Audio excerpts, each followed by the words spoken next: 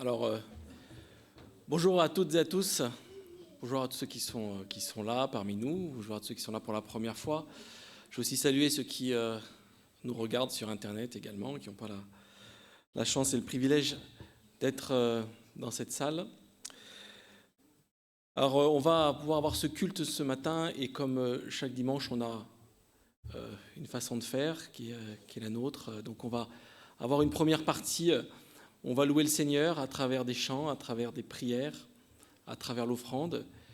Et puis on aura un moment important où on va prendre la scène ensemble pour tous ceux qui souhaitent se souvenir à travers ce geste de la mort du Seigneur. Et puis la deuxième partie, on aura un message, on va ouvrir la parole et Josias nous fera un message. Alors c'est effectivement un déroulement assez classique, hein, mais il ne faut pas y voir une routine, hein, mais une façon qui est la nôtre ici, peut-être pas la meilleure, mais en tout cas celle qui nous semble conforme à ce que la parole nous conseille de faire. Alors ce matin il fait encore un temps magnifique, hein, et dans notre région il y a quand même beaucoup de choses à faire quand il y a des journées comme ça. Mais ce matin on a eu le souhait, en tout cas ceux qui sont ici, ceux qui sont connectés, d'être ici et de consacrer notre temps à louer Dieu, à écouter sa parole, à profiter en église, en assemblée, entre frères et sœurs de sa présence. Et bien qu'on ne soit pas appelés à vivre comme des ermites, à nous séparer totalement de tout ce qui se passe autour de nous, hein, on est quand même encouragé, la parole nous encourage à nous concentrer sur Dieu et à faire toute la place nécessaire dans notre cœur vers Dieu. Et Paul nous le rappelle dans sa lettre aux Colossiens. On peut lire Colossiens, le chapitre 3, on va lire les 2 premiers versets du chapitre 3. « Si donc vous êtes ressuscités avec Christ, recherchez les choses d'en haut, où Christ est assis à la droite de Dieu. Attachez-vous aux réalités d'en haut et non à celles qui sont sur la terre. » Alors pour appliquer cela et se rapprocher de la présence de Dieu, je vous propose de vous lever. On va chanter ces 2 premiers cantiques. « Je suis né pour te louer et lumière du monde ».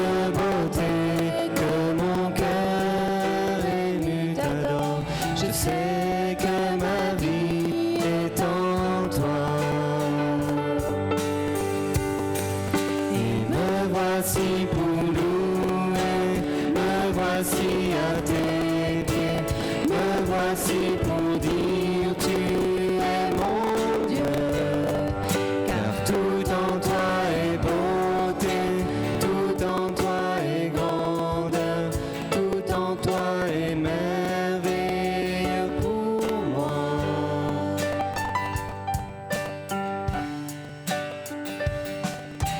Roi éternel, élevé au-dessus de tout, ta gloire resplendit dans le ciel.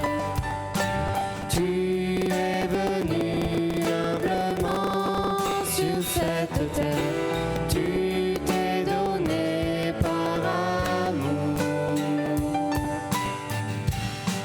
Et me voici pour louer, me voici à tes pieds, me voici pour dire tu es mon Dieu, car tout en toi est beauté, tout en toi est grandeur, tout en toi est merveilleux pour moi. Et je ne pourrais imaginer le prix payé pour mon péché. Non, je ne pourrais imaginer le prix payé pour mon péché. Et me voici pour louer, me voici à tes pieds, me voici pour dire tu es mon Dieu, car tout en toi est beauté, tout en toi est grandeur, tout en toi est merveilleux pour moi.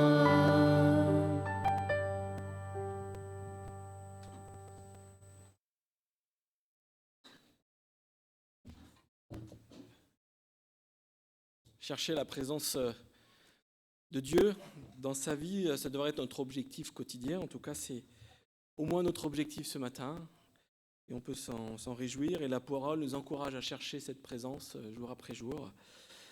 Parce qu'elle est bien plus bénéfique que tout ce qu'on peut trouver ailleurs dans le monde. Et je voudrais propose de lire ce verset qui nous encourage. On le retrouve c'est un proverbe, le proverbe dans le chapitre 8, au verset 17 à 19. « J'aime ceux qui m'aiment, et ceux qui me cherchent me trouvent. Avec moi sont la richesse et la gloire, les valeurs élevées et la justice. Mon fruit est meilleur que l'or pur, et le profit qu'on tire de moi est préférable à l'argent. » Alors on n'y voit pas ici une recherche de richesse matérielle. Le passage est clair, c'est bien plus qu'une richesse matérielle qu'on vient chercher avec sa présence. Et en cultivant cette relation, on va pouvoir profiter des fruits de cette relation. Et la prière est un privilège unique que Dieu nous a donné pour cultiver cette présence. Et cette prière, on peut la faire, on peut la vivre grâce au sacrifice de Jésus qui nous permet d'avoir ce lien direct avec notre Dieu. On est encouragé à travers la parole de prier. Je vous propose de lire cet encouragement de psaume, le psaume 145, le verset 18. « L'Éternel est près de tous ceux qui font appel à lui, et tous ceux qui font appel à lui avec sincérité. » Je vous propose justement de prendre un moment dans la prière ensemble, que chacun se sente libre de prier pour remercier Dieu pour ce qu'il est, pour cultiver cette présence de Dieu dans nos vies. Alors, comme on le dit à chaque fois, ça peut être des prières courtes, pour laisser aux autres le temps de le faire. Et puis, essayer de parler fort, la tête levée pour que le son se propage mieux et qu'on puisse vraiment avoir une prière d'église. Et puis, je terminerai ces moments.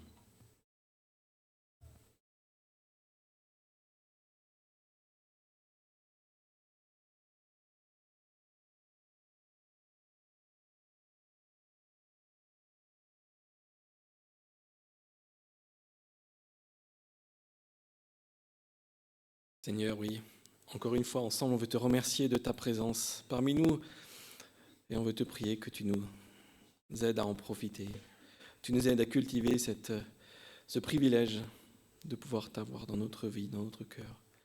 Et on veut te remercier encore parce que tu permets cela. Amen.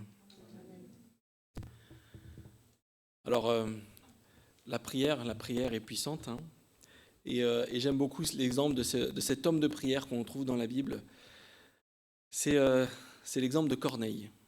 Alors Corneille, c'est un officier romain qui, malgré une position sociale élevée, des responsabilités importantes et sans doute beaucoup de sollicitations autour de lui, on nous dit de lui, il ne cessait de prier. Donc c'est quand même une personne un exemple qui nous permet de nous enlever toutes les excuses qu'on se donne chaque jour pour la prière. En plus d'être dans la prière, il était dans l'action. Et on va lire ces quelques versets d'Acte 10, les 4 premiers versets qui nous parlent de Corneille. Donc Acte 10 au verset 1. Il y avait à Césarée un homme appelé Corneille, qui était officier dans la troupe romaine appelée cohorte italienne. Il était pieux et craignait Dieu avec toute sa maison. Il donnait beaucoup d'argent au peuple et ne cessait de prier Dieu. Vers 3 heures de l'après-midi, il vit clairement dans une vision un ange de Dieu entrer chez lui et lui dire « Corneille ». Il fixa les yeux sur lui et, rempli de crainte, répondit « Qu'y a-t-il, Seigneur ?» L'ange dit « Tes prières et les dons que tu as faits sont montés devant Dieu, et il s'en est souvenu. » Effectivement, comme les prières, les dons représentent un acte qui plaît au Seigneur. Et c'est pour cela que chaque dimanche, on a décidé, on aime faire passer l'offrande, parce que c'est aussi quelque chose qui est une façon de louer et de plaire au Seigneur. Alors on va faire passer l'offrande, et comme on aime le répéter chaque dimanche, il n'y a pas d'obligation. Il ne faut pas s'imposer la chose. C'est un acte de foi, c'est un acte qui doit être mûrement réfléchi, c'est un acte qui est personnel. Donc sentez-vous libre. Hein. Tout à l'heure, tout le monde n'a pas prié. Certains sont libres de prier, d'autres n'ont pas prié. C'est la même chose pour l'offrande. Hein. Il y a la majorité des gens ici qui donneront sans doute pas. Donc vraiment, sentez-vous totalement libre de le faire ou de ne pas le faire. Et pendant qu'on va faire passer l'offrande, on va chanter ces 2 chants. Un premier chant dans lequel nous allons proclamer notre désir de rester auprès de Dieu. Et un deuxième dans lequel nous déclarons notre souhait de toujours mieux connaître le Christ. Donc on peut se lever pendant qu'on fait passer l'offrande et qu'on chante ces 2 chants.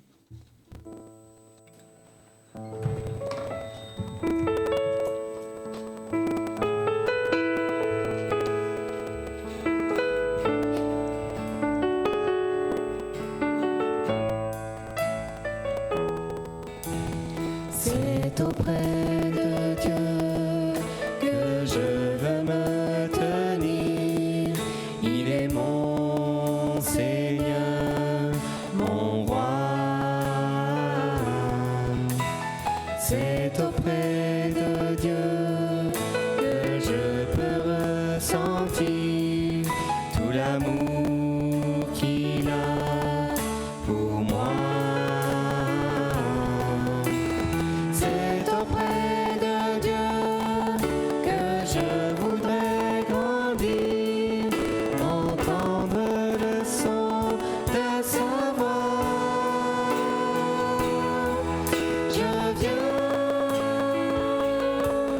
Je viens devant le trône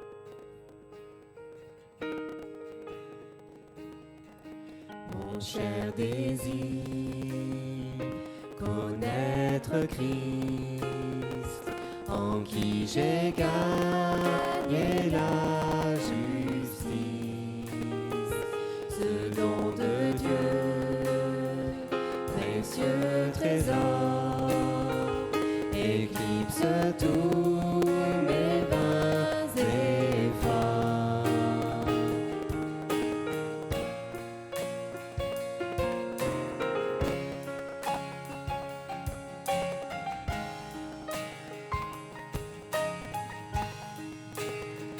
Ma pleine joie, connaître Christ, en qui mon âme est affermie,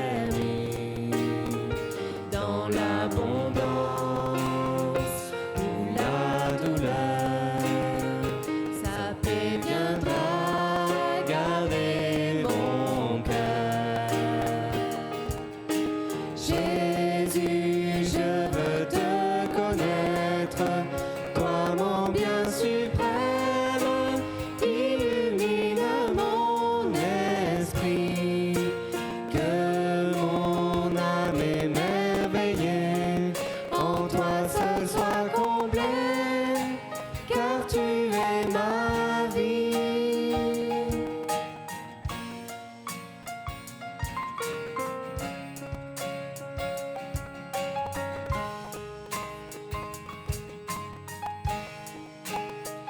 Je veux grandir en sainteté, à Jésus être conformé, en communion à ses souffrances, être changé par sa puissance. Jésus, je veux te connaître, toi mon bien suprême, illumine mon esprit, que mon âme émerveillée en toi seul soit comblée, car tu es ma vie.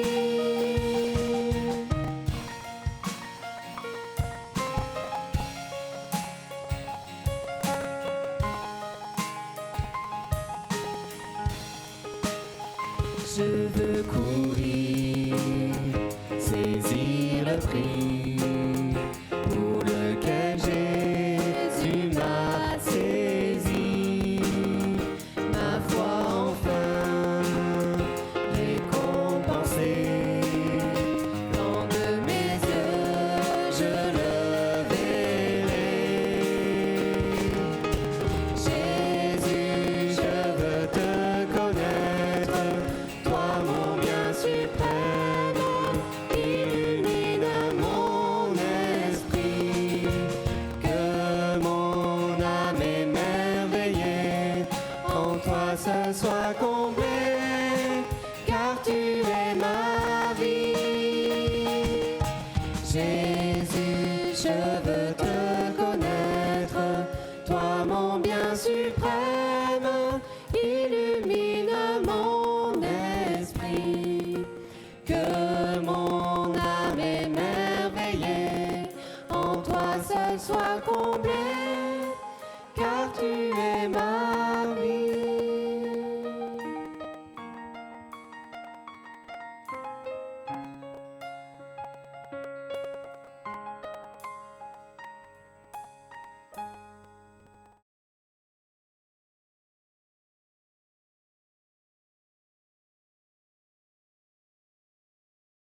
Alors cette relation dont on parle depuis ce matin avec Dieu, elle n'est possible, elle est rendue possible que par le sacrifice de Jésus.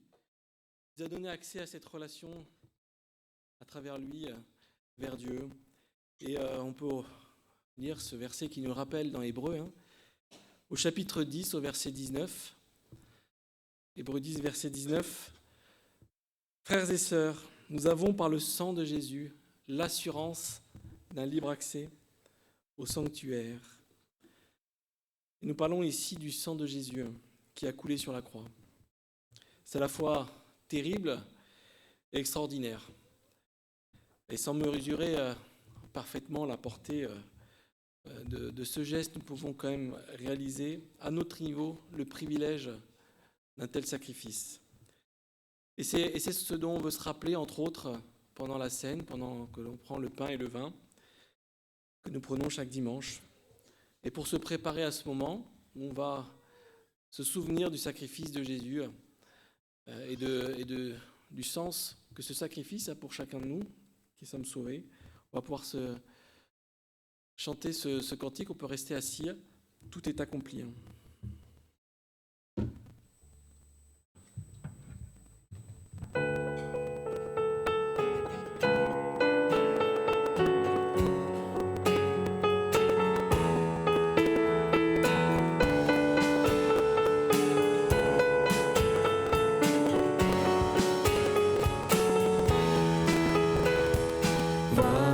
Jésus dans le jardin, il accepte notre dû.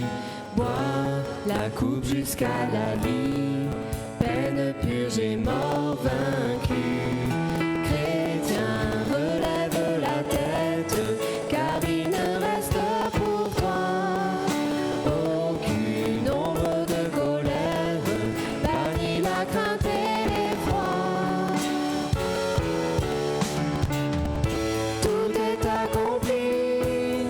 Son ultime sacrifice,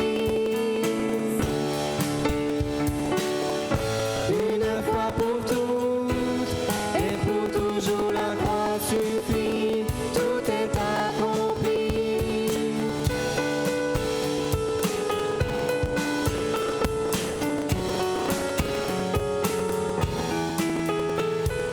Vois le cloué sur la croix, son sang innocent versé, aspergeant nos cœurs impurs, l'agneau de Dieu immolé.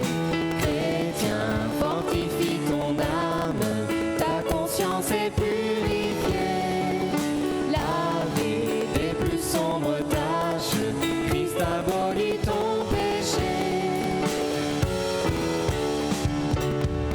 Tout est accompli par son ultime sacrifice. Une fois pour toutes et pour toujours la croix suffit, tout est accompli.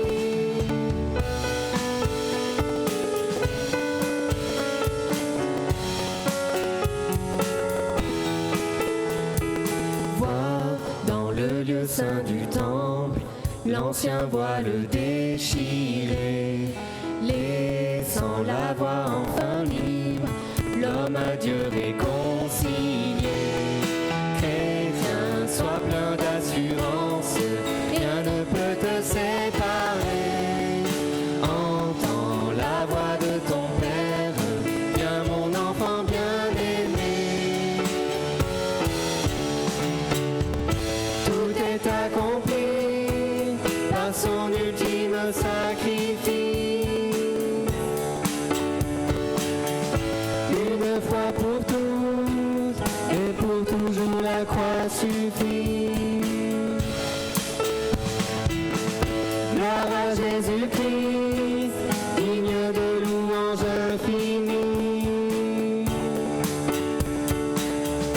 Toujours sûr en lui, nous rejoignons son dernier cri, tout est accompli.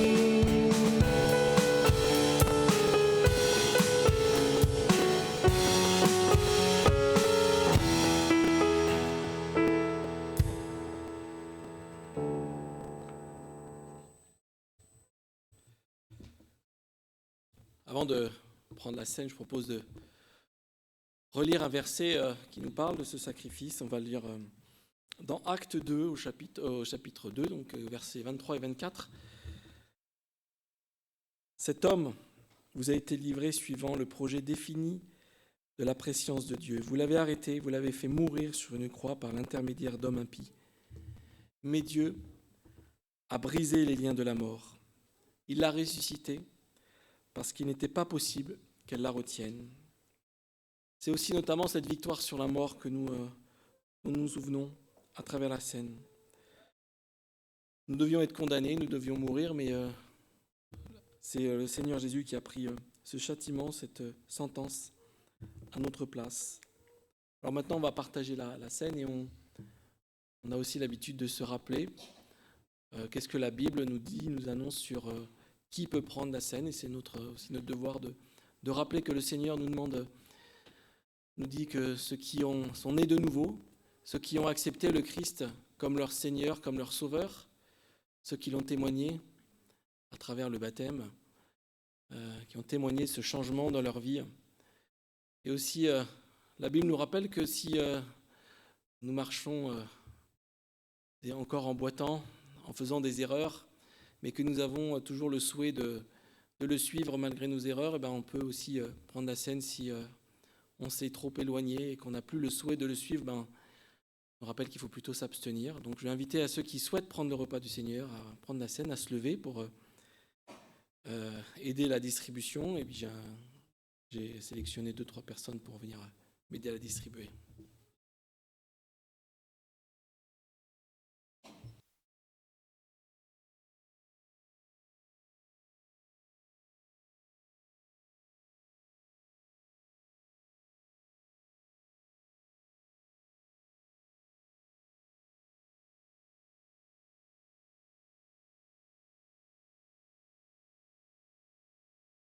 Seigneur, c'est à la fois cruel et merveilleux.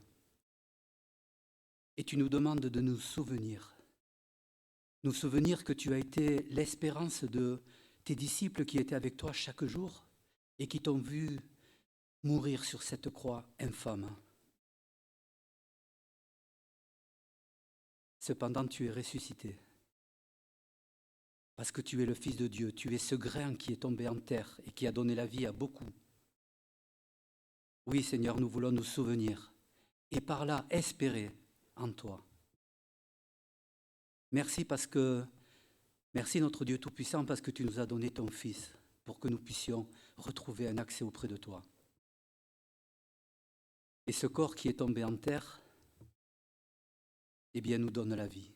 Nous te bénissons au nom de Jésus. Amen. Mangeons le pain.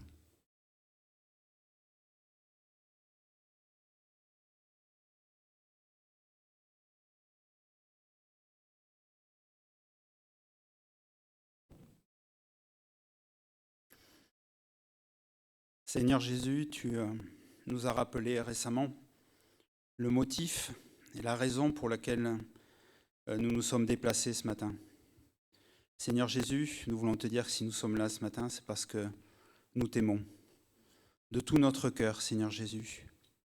Et ta parole nous rappelle que celui qui t'aime, c'est celui qui obéit à tes commandements, c'est celui qui aime ta parole.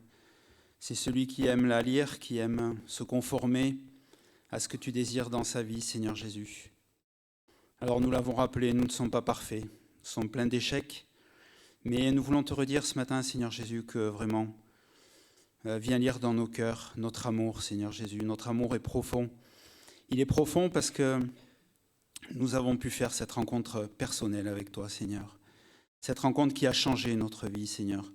Alors tu nous as rappelé dans ces beaux chants que nous n'avons plus à baisser la tête, nous n'avons plus à être courbés, mais nous pouvons nous relever, nous pouvons lever la tête vers toi, parce que tu as tout fait, tout est accompli. Tu ne nous demandes rien, tu nous demandes simplement cet acte d'obéissance, Seigneur, de reconnaissance. C'est ce que nous faisons ce matin, Seigneur, en portant cette coupe à nos lèvres, cette coupe de la nouvelle alliance, cette coupe qui signifie tant de souffrance pour toi et tant de bénédictions pour nous, Seigneur. Merci. Parce que tu nous as lavés, merci parce que tu nous as redressés, merci parce que nous pouvons lever la tête. Et nous le faisons ce matin avec joie de répondre à ton appel, Seigneur, avec nos imperfections, mais avec beaucoup d'amour dans le cœur pour ce que tu fais, ce que tu continues à faire dans chacune de nos vies et de ce que tu veux continuer à faire dans chacune de la vie de chacun, Seigneur. On est vraiment reconnaissant et on porte cette coupe à nos lèvres avec beaucoup de joie. Merci, Seigneur. Amen.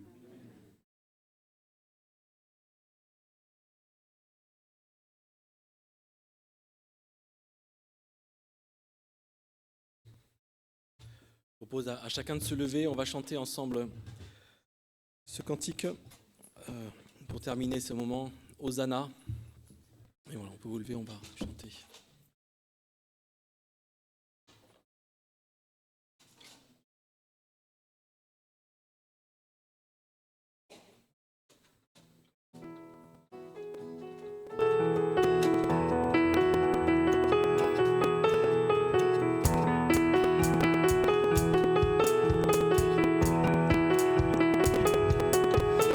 Un chant s'élève, les cieux se tournent vers toi, se tournent vers toi.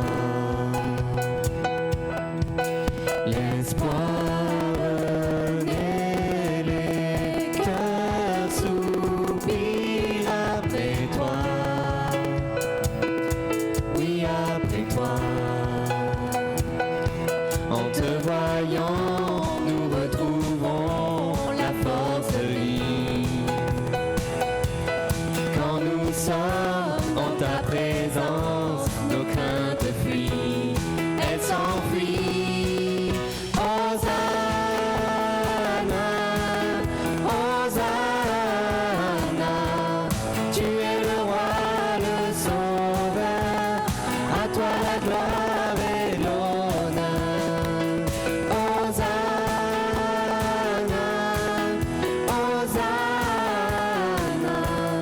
Nous t'accueillons parmi nous, sois le bienvenu, ô Jésus. Entends le son des cœurs qui reviennent à toi, reviennent à toi. Dans ton royaume, les vies brisées sont restaurées, sont restaurées. En te voyant, nous retrouvons la force de vivre.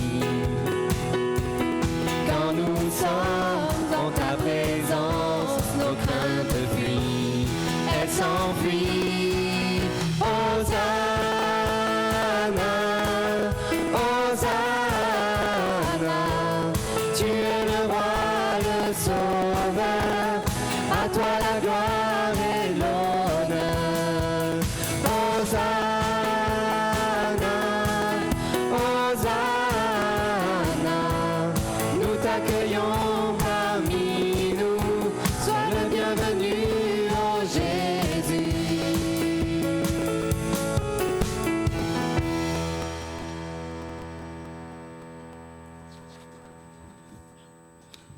Donc je vais laisser la place à Josias pour qu'il ouvre la parole. Je vais juste lire ce verset d'encouragement dans Colossiens. Colossiens 3, verset 16. Je vais lire le début du verset. Que la parole de Christ habite en vous dans toute sa richesse. Instruisez-vous et avertissez-vous les uns les autres en toute sagesse. Je vais remettre les moments qui arrivent en prière. Seigneur, oui, tu nous encourages à suivre ta parole. Tu nous encourages à profiter de la richesse de cette parole. Seigneur, on va te remettre tout particulièrement Josias, qu'il puisse être accompagné par toi dans l'instruction qu'il va nous donner, que ce soit toi qui parles à travers lui, Seigneur. On veut te remercier par avance et te prier que nos cœurs soient ouverts à entendre ta parole. Amen.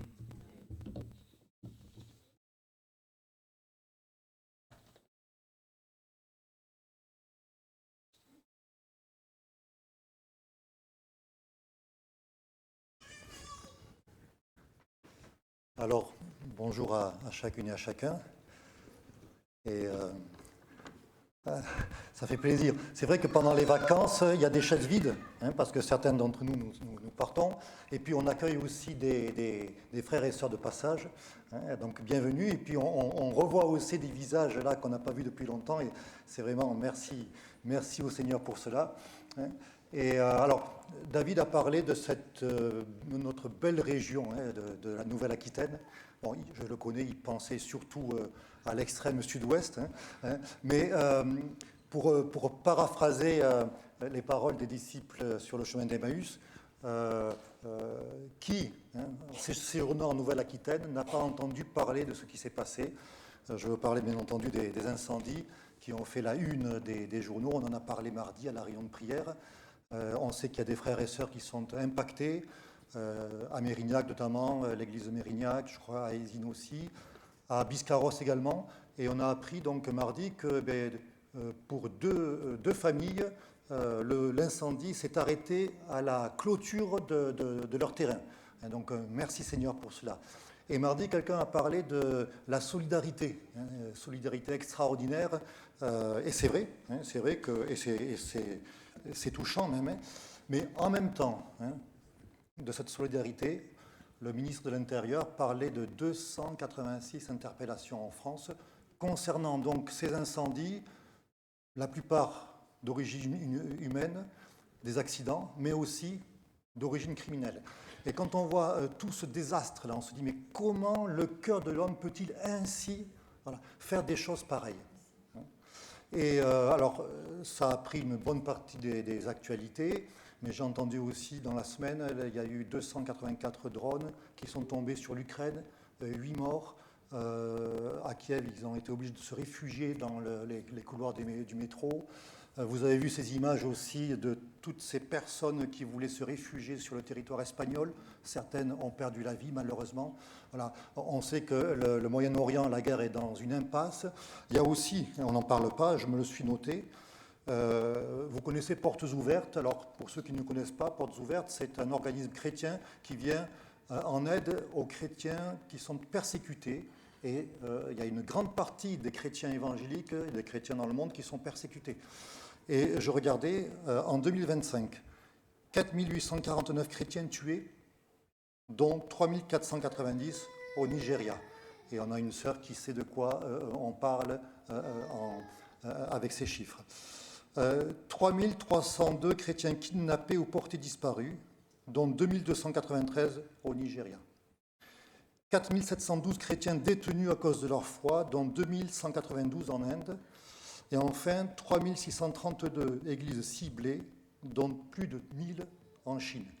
Et quand on pense à tout cela, on se dit, mais finalement, est-ce que ce n'est pas comme un incendie énorme, là, tout ce qui se passe dans le monde? Et vous avez entendu parler des pompiers qui étaient débordés devant ces flammes gigantesques. Et on peut se dire, mais en comparaison, mais est-ce que Dieu, quelque part, n'est pas un petit peu débordé aussi par tout ce qui se passe? Ça pourrait être une interrogation. Quand on voit tout ce qui se passe, ce chaos dans le monde, et il y a un psaume qui répond à cette interrogation, et que nous allons prendre maintenant. Et ce psaume va, de façon très, très pertinente, en 2 mots, décrire l'état du monde. Voyons, petite interrogation. Allez, décrivez-moi l'état du monde en 1 mot. Voyons, qu'est-ce qui ressort? Comment? Désastre, j'ai entendu? Oui, désastre, oui. Est-ce que vous en avez d'autres? Pardon? Chaos. Oui. Pardon? Perdition. On pourrait en trouver d'autres. Le psaume dont je parle, il va parler d'agitation et de soulèvement. Agitation et soulèvement. Et on va le lire, il s'agit du psaume numéro 2. Et on le lit, je vous le lis dans la version second 21. Pourquoi cette agitation parmi les nations, ces préoccupations dépourvues de sens parmi les peuples? Les rois de la terre se soulèvent et les chefs se liguent ensemble contre l'Éternel et contre celui qu'il a désigné par onction. Arrachons leurs liens, disent-ils, jetons leurs chaînes loin de nous. Celui qui siège dans les cieux rit. Le Seigneur se moque d'eux. Puis il leur parle dans sa colère. Il les épouvante dans sa fureur. C'est moi qui établis mon roi sur Sion, ma montagne sainte. Je veux proclamer le décret de l'Éternel. Il m'a dit, tu es mon fils, je t'ai engendré aujourd'hui. Demande-le-moi et je te donnerai les nations en héritage, les extrémités de la terre en possession. Tu les briseras avec un sceptre de fer, tu les briseras comme le vase d'un potier. Et maintenant, roi, conduisez-vous avec sagesse. Juge de la terre, laissez-vous instruire. Rendez hommage au Fils de peur qu'il ne s'irrite et que vous n'alliez à votre perte, car sa colère s'enflamme rapidement. Heureux tous ceux qui se confient en lui. Et on a cette question, pourquoi? Qu'est-ce qui fait donc que le monde est ainsi en ébullition?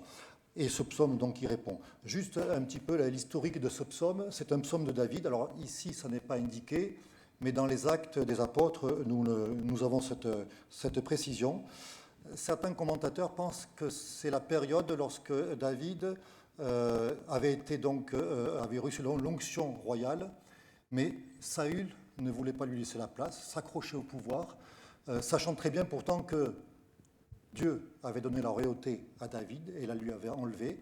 Et on sait que ça a été une période très très difficile pour David, qui a dû fuir pourchassé par Saül qui voulait le mettre à mort. Et il a fui avec tous ceux qui étaient auprès de lui. Et puis d'autres pensent que c'est plutôt la période où son fils Absalom voulait prendre le pouvoir.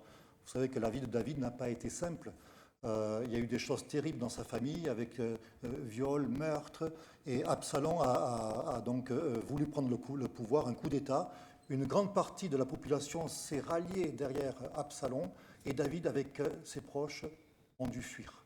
Et Absalom a fait des choses horribles pour discréditer son père, David, alors que celui-ci, eh bien, l'aimait de tout son cœur, et puis disait surtout, ne faites pas de mal à Absalom. En tout cas, voilà, c'est un moment où la royauté de David était contestée, et à travers David, c'est l'Éternel qui était attaqué. Il nous est parlé aussi des nations, et donc les nations païennes, et en général, donc, c'est les nations hors Israël dont il est question ici. Et on sait aussi qu'Israël, c'est le peuple de Dieu. Et que l'homme, en s'attaquant au peuple de Dieu, au-delà, c'est à Dieu qu'il cherche à s'attaquer. Et voilà, donc c'est un petit peu le contexte historique, on va dire, mais la portée de ce psaume, elle va bien au-delà de David. Elle parle de la descendance de David, la descendance avec un D majuscule, du Seigneur Jésus lui-même. Et ce qu'il y a de bien, c'est qu'il y a beaucoup de textes dans le Nouveau Testament qui reprennent ce psaume et qui l'appliquent au Seigneur Jésus. Et donc on peut affirmer, sans se tromper, que c'est en priorité du Seigneur Jésus lui-même qu'il est question ici. Alors je vous propose de découper ce... Alors je vois qu'il n'y a plus l'horloge, donc je vais faire attention. Si à 13h je n'ai pas terminé, vous me faites un petit signe. Voilà. Mais je vous propose de découper ce psaume en 3 parties. Alors on aurait pu le faire différemment, je l'ai fait simplement avec les versets simplement. Donc la première partie du verset 1 au verset 3, donc le monde qui se révolte contre Dieu. Et puis ensuite, les versets qui suivent jusqu'au 9, nous avons la réponse du Tout-Puissant, qui est quand même, qui nous interroge. Quand on lit ces versets, ça nous interroge. Et puis enfin, pour terminer, et puis ça sera aussi ma conclusion, eh bien, nous avons la patience du Seigneur encore aujourd'hui, qui appelle chacun à revenir à lui. Donc, verset 1 au verset 3, je vous les relis. Pourquoi cette agitation parmi les nations, ces préoccupations dépourvues de sens parmi les peuples? Les rois de la terre se soulèvent, les chefs se liguent ensemble contre l'Éternel et contre celui qui l'a désigné par onction. Arrachons leurs liens, jetons leurs chaînes loin de nous. Et voilà, là le décor est planté dès le départ, c'est la révolte contre Dieu. Et pareil, si on devait résumer ou décrire le monde avec un mot, on aurait pu aussi citer révolte. Parce qu'en fait, dès le départ, dès le jardin d'Éden, l'homme s'est révolté contre Dieu. Lorsque le diable est venu et puis a dit à Adam et à Ève, est-ce que Dieu a vraiment dit de ne pas manger de ce fruit?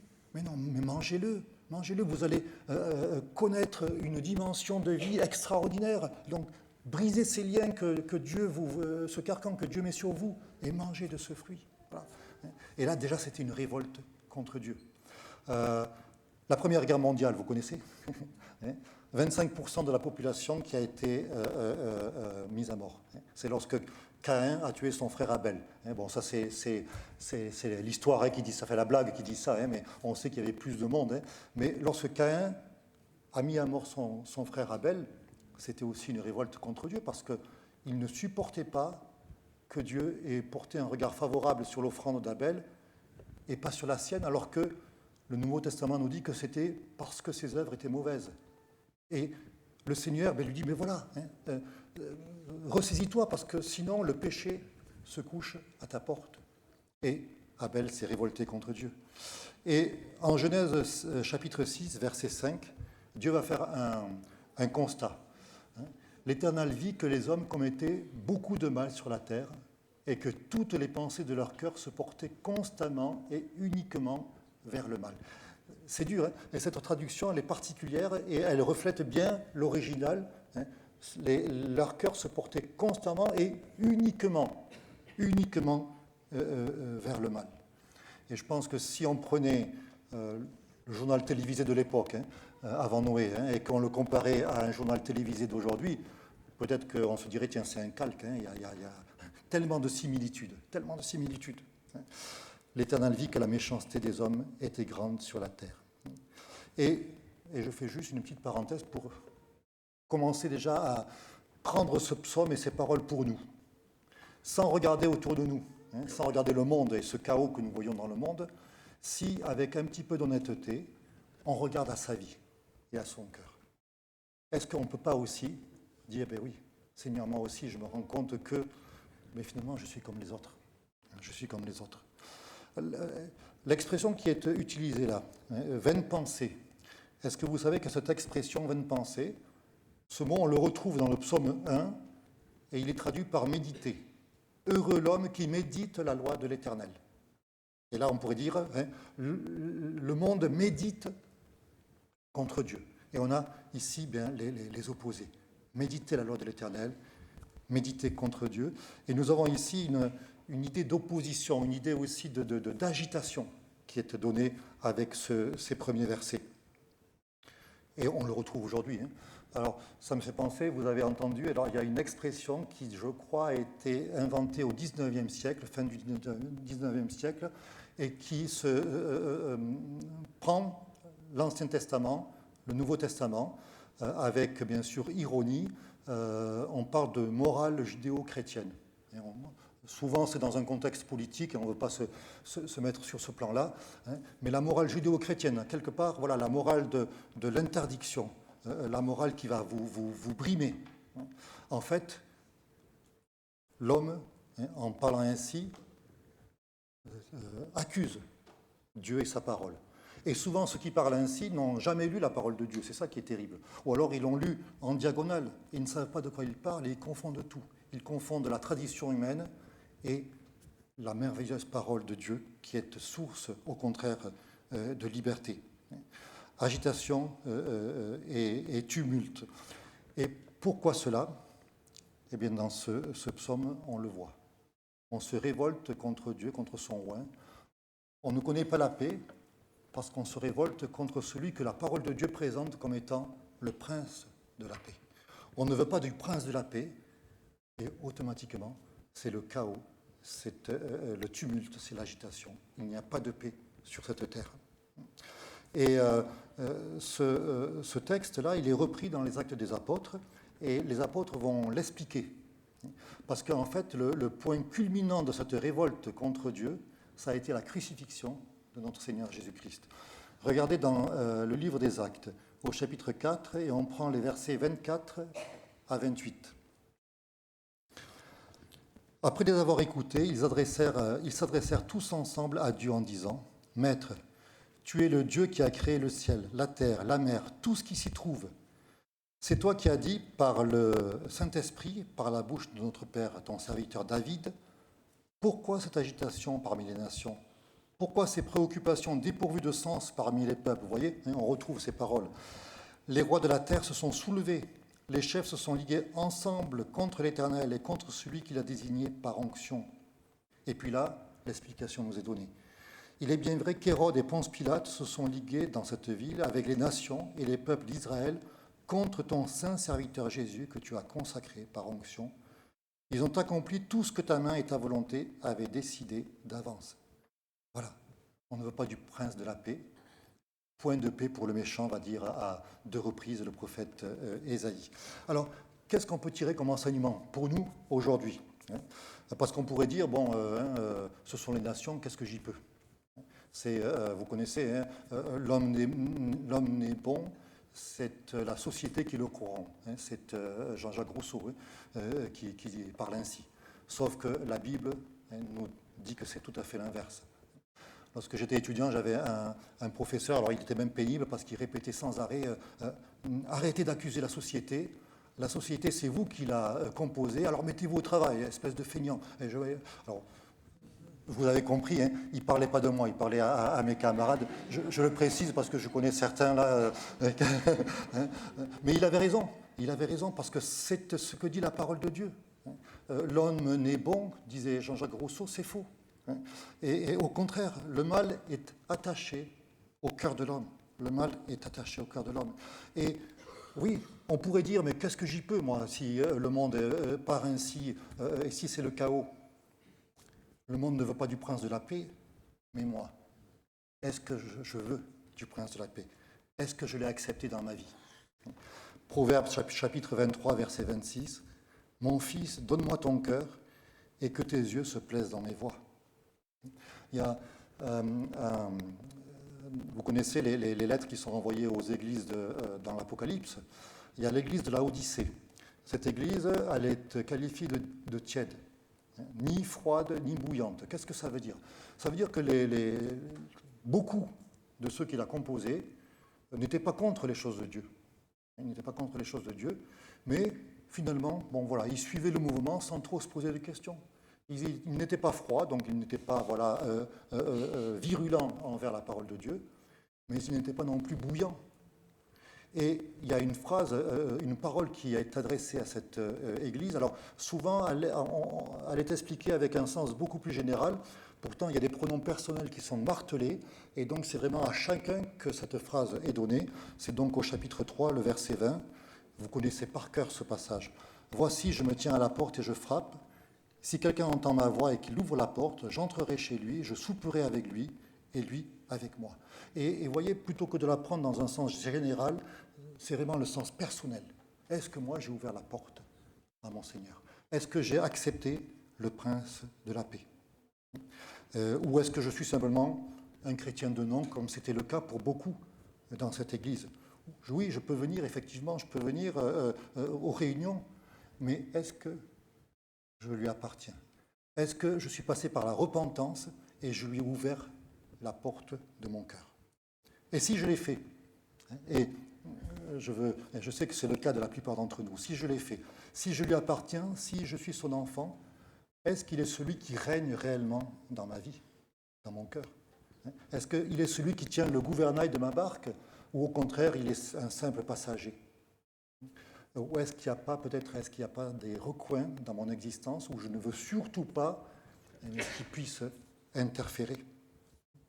Et c'est vrai que c'est le tumulte parmi les nations, mais nous, notre responsabilité, elle est personnelle.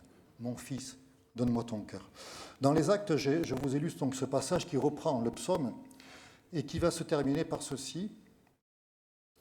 Ils ont accompli, donc ceux qui se sont liés contre toi, ils ont accompli tout ce que ta main et ta volonté avaient décidé d'avance. Et ça nous amène au deuxième point. La réponse du Tout-Puissant à cet homme rempli d'orgueil. Il y a là une coalition contre Dieu, mais c'est la volonté de Dieu qui s'accomplit. Et on lit les versets 4 à 9.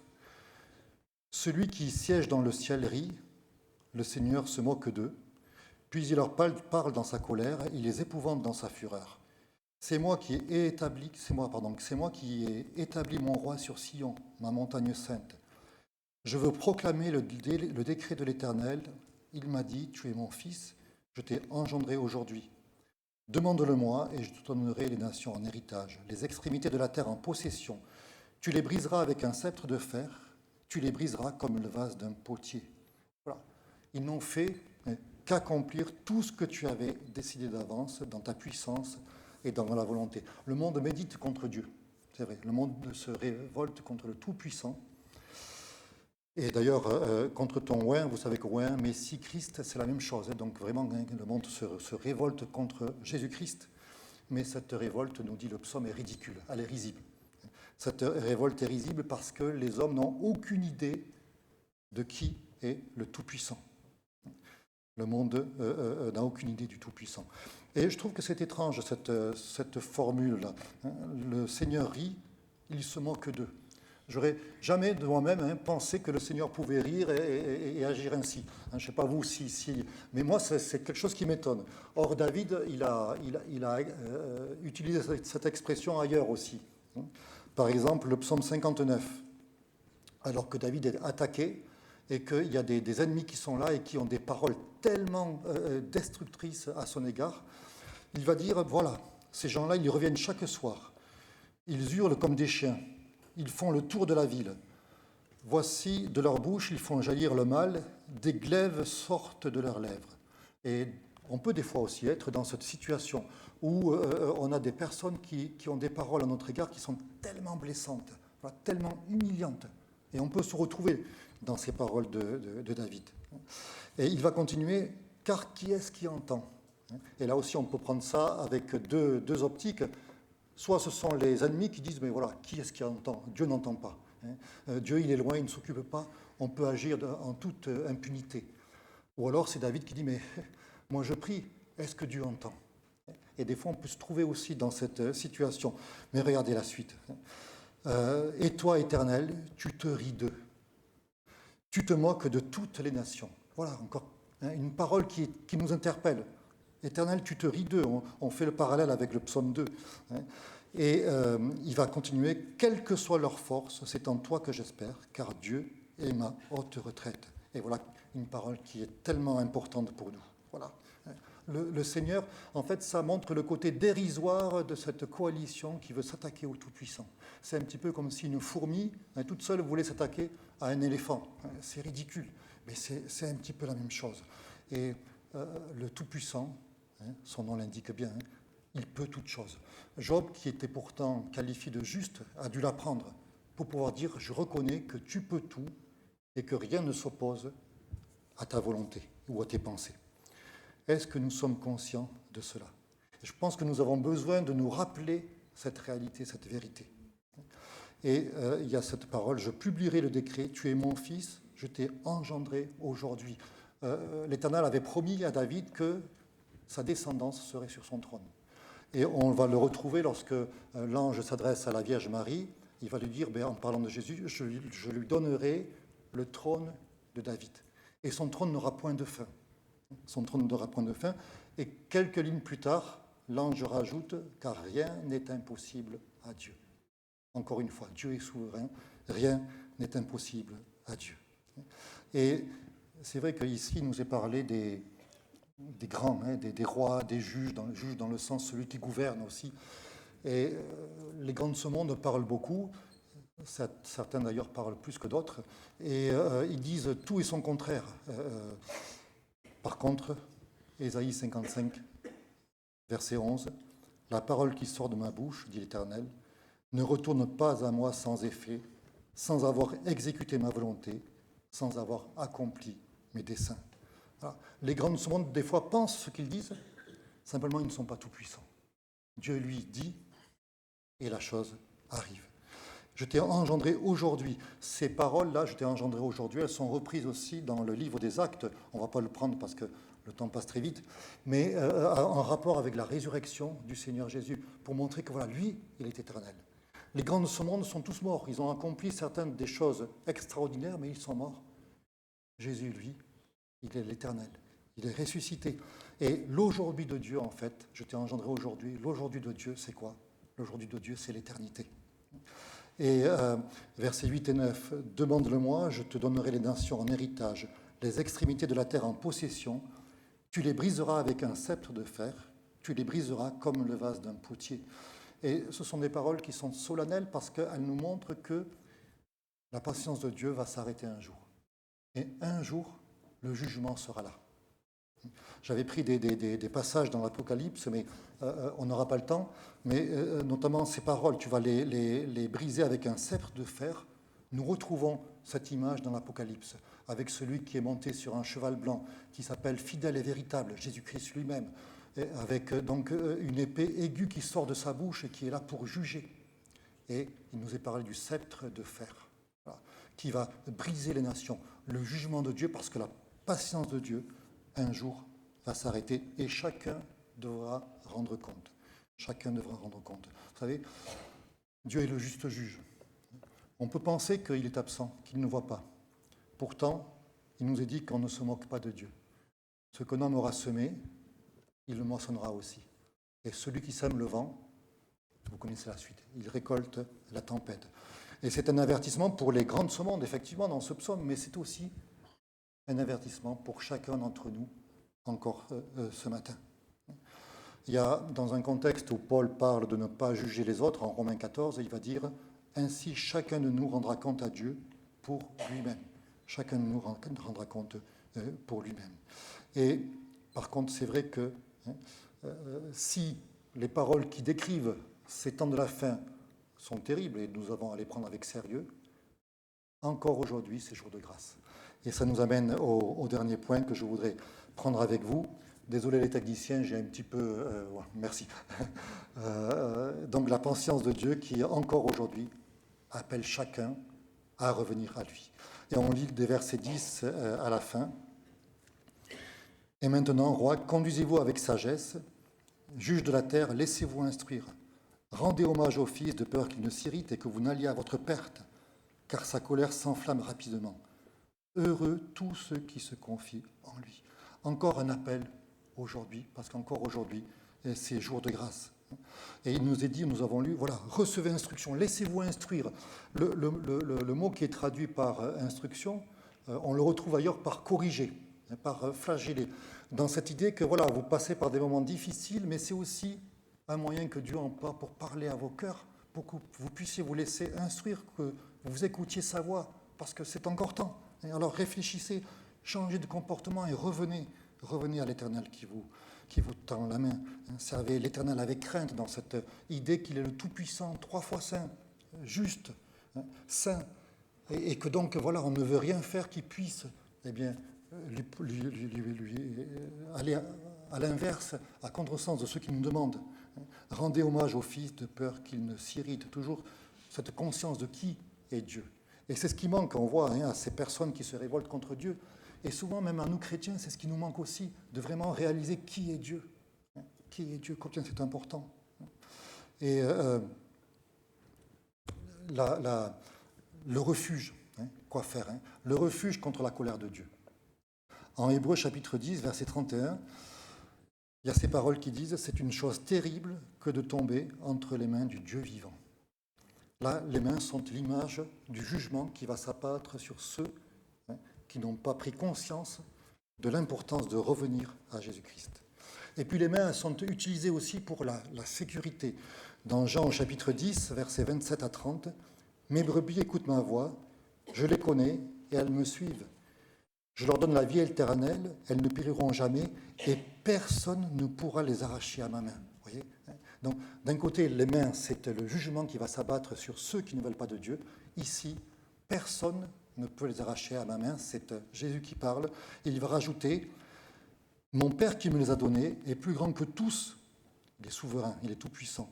Personne ne peut les arracher à la main de mon Père. Le Père et moi, nous sommes un. » Voilà. Et quel est notre choix ? Que les mains de notre Dieu soient synonymes de jugement, ou au contraire, qu'elles soient pour nous la paix que le monde cherche sans la trouver, la tranquillité, la sérénité, le refuge dans lequel nous pouvons aller sans aucune restriction. Heureux, nous avons lu, heureux tous ceux qui se confient en lui. Heureux tous ceux qui se confient en lui. Et là aussi, je passe un petit peu pour terminer avec ces paroles. Ceux qui se confient. Le terme qui est utilisé et traduit ici par se confier, il va être traduit par avec d'autres termes ailleurs. Je vous donne 2 exemples. Dans le psaume 64, verset 11, « Le juste se réjouit en l'Éternel et cherche en lui son refuge. » Refuge, c'est ce qui est traduit dans ce psaume 2 par se confier. Voilà, le juste cherche en l'Éternel un refuge. Nous sommes dans les mains du Tout-Puissant. Et puis verset 91, chapitre 91, enfin psaume 91, pardon, verset 4, « Il te couvrira de ses plumes. » Regardez comme c'est beau ça. « Il te couvrira de ses plumes, tu trouveras un refuge, le même terme, chaka qui est utilisé par se confier. Tu trouveras un refuge sous ses ailes. Sa fidélité est un bouclier et une cuirasse. » Et David va continuer au psaume 61 en disant « Je voudrais séjourner éternellement dans ta tente, me réfugier à l'abri de tes ailes. Et ce psaume nous parle effectivement du chaos, et peut-être que lorsqu'on regarde tout ce qui se passe, on peut être interpellé au mieux, peut-être même effrayé par tout ce qui se passe. Mais ce psaume nous dit non, c'est l'Éternel qui règne. Et c'est l'Éternel qui est aussi le refuge pour tous ceux qui le souhaitent. C'est l'Éternel qui est le refuge. Voilà.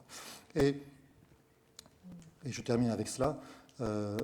Nous avons lu, voilà, brisons leurs liens, délivrons-nous de leurs chaînes. Voilà l'invitation du monde. Et ça, on le met en parallèle avec les paroles de Jésus, qui en Matthieu chapitre 11, versets 28 à 30, dit « Venez à moi, vous tous qui êtes fatigués et chargés, prenez mon joug sur vous et recevez mes instructions. » Donc l'inverse. Non seulement on ne veut pas briser ses chaînes, mais on veut prendre sur nous ce joug, et vous trouverez du repos pour vos âmes. L'inverse de l'agitation de ce monde. Vous trouverez du repos. Où pouvons-nous trouver du repos? Où pouvons-nous trouver la paix? Uniquement en nous réfugiant en Jésus-Christ. Car mon joug est doux et mon fardeau léger. Et c'est vrai que le prince de la paix est rejeté par ce monde.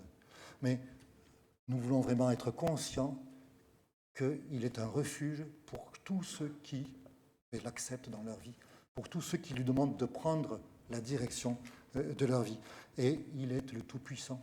Et même si le diable veut faire croire que c'est lui qui règne, non, c'est la volonté de Dieu, ce sont les pensées de Dieu qui s'accomplissent. Et la seule parole qui est certaine, c'est la parole de Dieu. Et que ce soit vraiment un encouragement pour nous encore aujourd'hui, de se rappeler ce psaume qui nous parle, oui, de ce monde, de ce chaos, mais qui fixe nos regards vers Jésus-Christ, le Sauveur de nos âmes, celui qui est au-dessus de tout. Et c'est le chant que je vous propose maintenant de prendre. Ça va, c'est pas 1 heure, c'est midi moins 10, on est dans les temps. Et pendant que les musiciens et les chanteurs viennent, je vous lis les paroles de ce chant, au-dessus de tout, au-dessus des puissances, au-dessus des rois, au-dessus de la nature et de la création, au-dessus de tous les plans des hommes sages, bien avant le monde, tu existais, au-dessus des royaumes, au-dessus des trônes, au-dessus des merveilles que ce monde a connues, par-dessus tous les trésors de la terre, rien ne peut mesurer ta valeur. Et puis, voilà, la parole qui nous fait tellement de bien, crucifié, seul, abandonné, tu as souffert, méprisé, rejeté, telle une rose foulée par nos pieds, tu m'as sauvé, tu m'as aimé par-dessus tout, et que ce soit vraiment une réalité pour chacun d'entre nous. Je vous propose de vous lever pour chanter ce chant.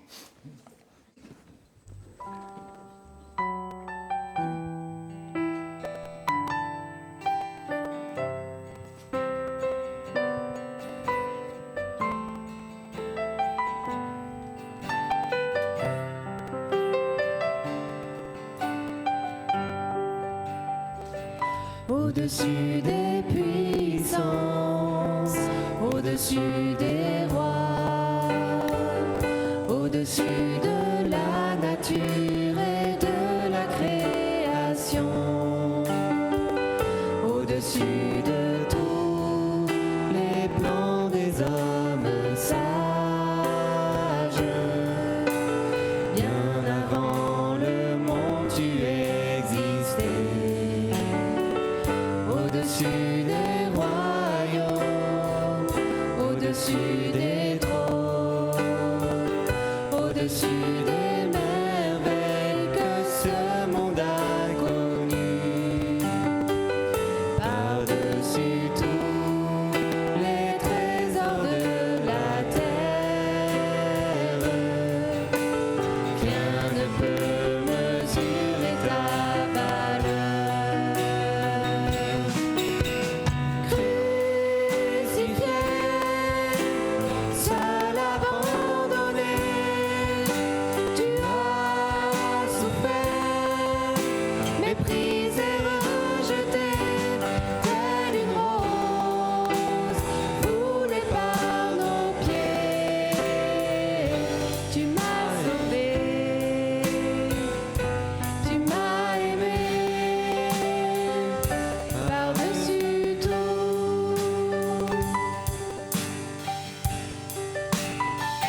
Au-dessus des puissances, au-dessus des rois, au-dessus de la nature et de la création, au-dessus de tout.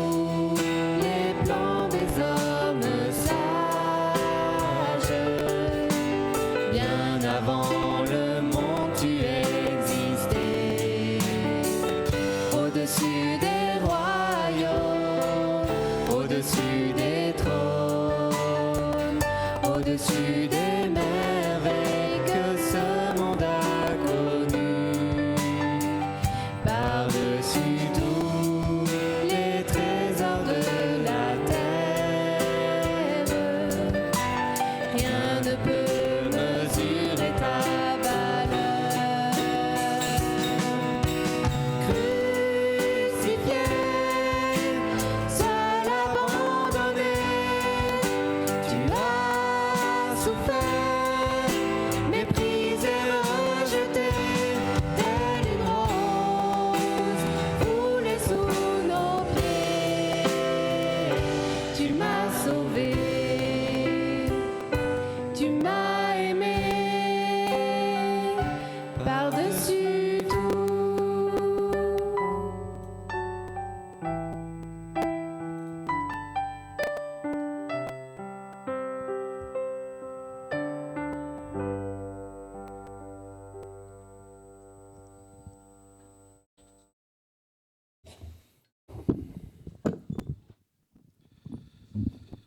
Alors merci Josias. Merci Josias parce que j'aime beaucoup ce que tu as dit, beaucoup cette vision très égocentrique où il faut arrêter de regarder à ce que font les autres mal, les chefs d'État, les gouvernements, nos voisins, nos anciens et surtout un en particulier, et plutôt au lieu de se regarder comme une victime, se regarder comme responsable et être appelé à l'action individuelle et pas attendre que les autres fassent. Donc merci. Et c'est comme ça que se finissent notre culte. On va remercier ceux qui nous ont suivis sur Internet. Et je vais laisser maintenant